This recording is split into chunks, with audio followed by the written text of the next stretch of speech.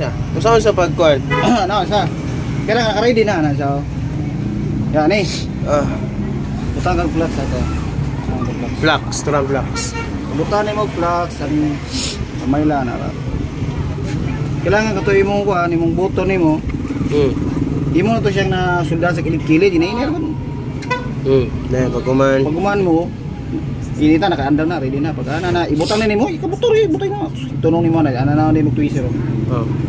Ano twister? Sa ngay flux na. Oh, Butapot na isa sa ngay flux. oh, butapot gini sa kay mo man imo kuan dili ko sunod.